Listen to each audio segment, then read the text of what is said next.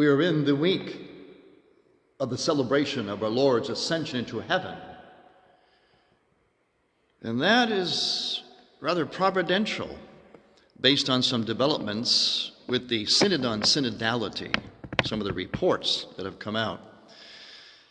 Because right now, the Vatican, and rightly so, is kind of distancing itself, or trying to, from the report from Group 9, which we referred to yesterday.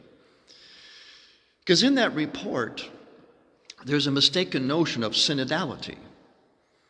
Part of what that report said was that there's this sort of tension between the doctrine of the church, the teachings, the theology, which it used the term the theoretic,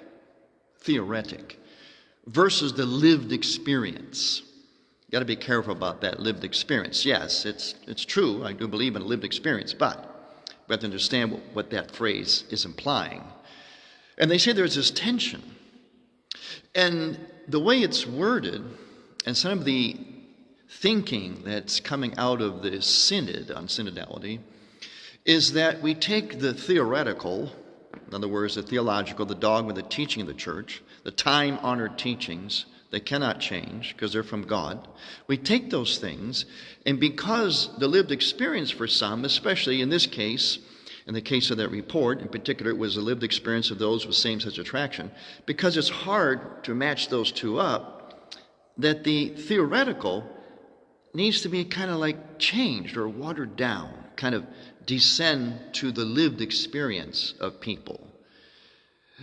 And that is a form of like compassion, or the church accompanying people.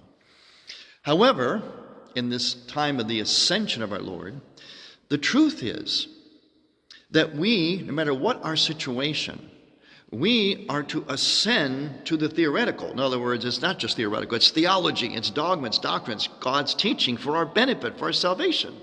We are to try to ascend to that. Yes, it is always a struggle for anyone. And it is a struggle in particular ways for particular disorders or habits that we have. There's all kinds of things, pride, lust, whatever.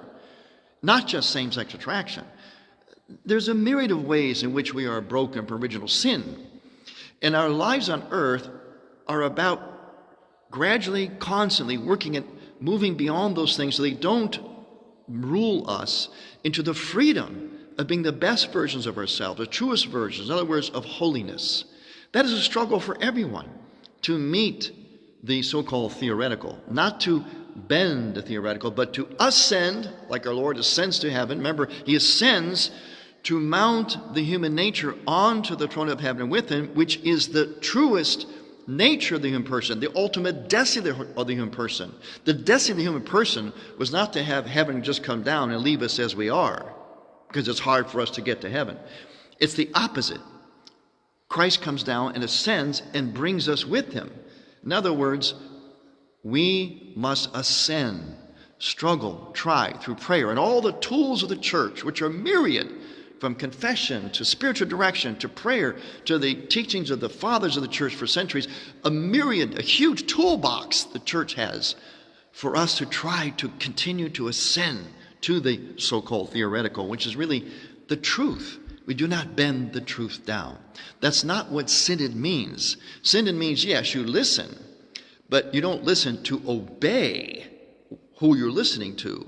You listen to see how you can help the process of all of us broken people, sinners. Help that process to match up, to ascend to the theoretical, the theology, the truth of God.